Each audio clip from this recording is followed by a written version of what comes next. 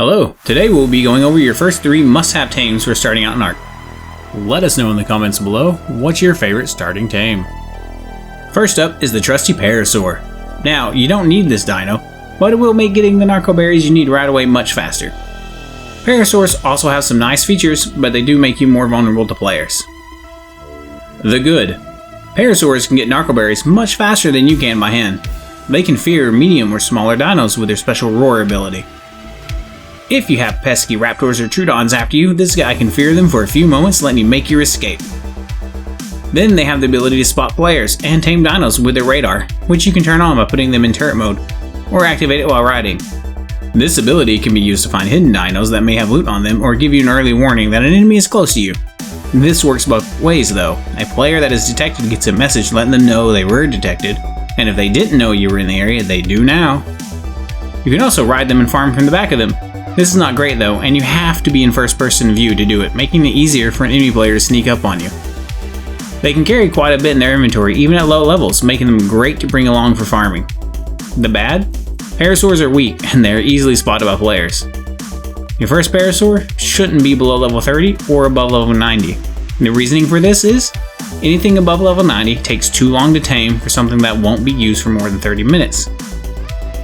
The above level 30 makes sure it will have at least enough weight to be useful when farming. All you need to tame this guy is a club and bolus. When you find the one you want to tame, if you can, you will want to get it into the tree line to make it harder for other players to spot you taming it. To do this, position yourself opposite of the tree line and punch it. The Parasaur should run away from you toward the tree line. If it switches directions, get in front of it and punch it again, making sure to stay on the opposite side from the trees. It should run up into the tree line where you can bolo it.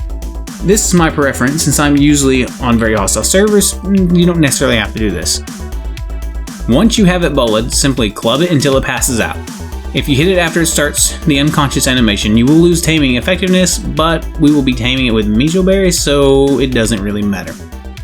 Once it's knocked out, you can gather mijo berries needed if you do not already have them. You can also use other berries if you would like. If you need an exact time and amount of berries needed, check out Dododex, where you can enter the dino's information and find out exactly what you will need. If you need a tutorial on Dododex, let me know in the comments below. Once you have the berries, make a saddle for it, tame it up, and start using it to get your narcotics and metal. Next up is the first flyer you will need, the mighty Pterodon. As a brand new start, I always tame these on Ragnarok since they are all over the highlands with Ovis usually right around them, so I can easily tame them. I spawn in highlands northeast. A Pterodon can be tamed with Kibble, but if you're just starting and this is your first one, it's unlikely you have Kibble. Which brings us back to the Ovis. When you kill an Ovis, you can use a pick or chainsaw to get mutton from it. Mutton is about as good as Kibble for carnivores such as the Pterodon. Make sure to check Dododex for the exact amount of mutton needed. You will need bolas and a crossbow with trank arrows. You could use a club or normal bow, but it takes longer. A spyglass is helpful for quickly locating high levels, and a set of flak is good for surviving hits from any dinos in the area while trying to get away. Run north from the starting point, and if it spawns you to the west, you can run east as well. Most of the Pterodons are from the beach up to the pillars of rocks in the center of the highlands.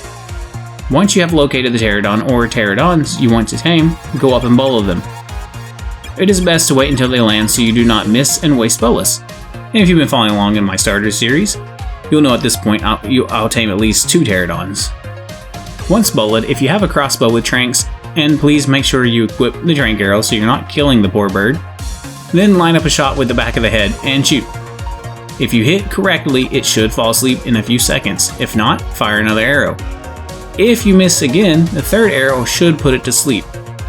Be careful about firing too fast, as the Pterodon can fall asleep and you will hit it again mid-animation, costing you taming effectiveness, which reduces the amount of levels the Pterodon will gain from the taming process.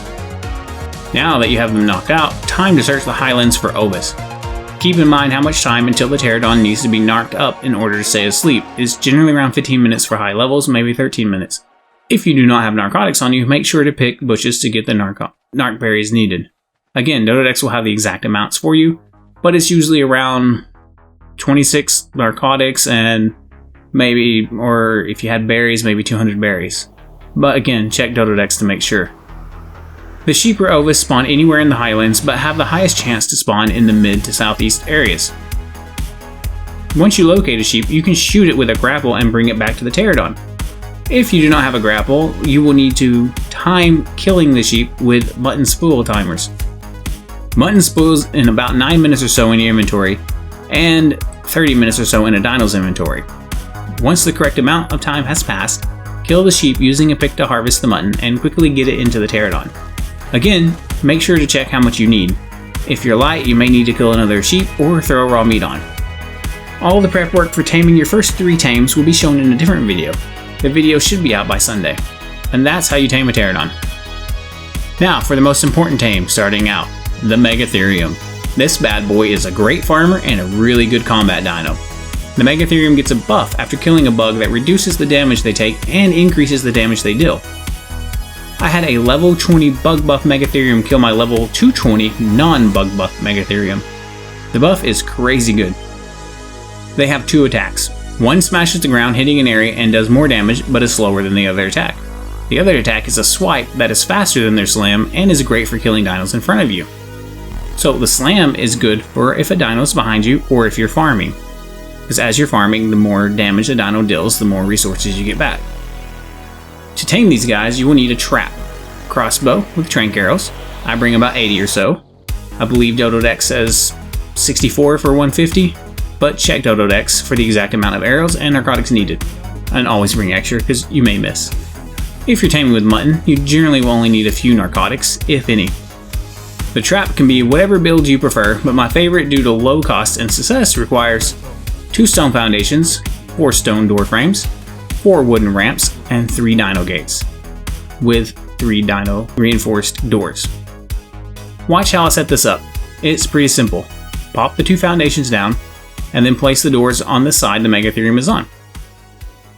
Go too high with the doors, then place ramps on top of the doors coming down toward the Megatherium.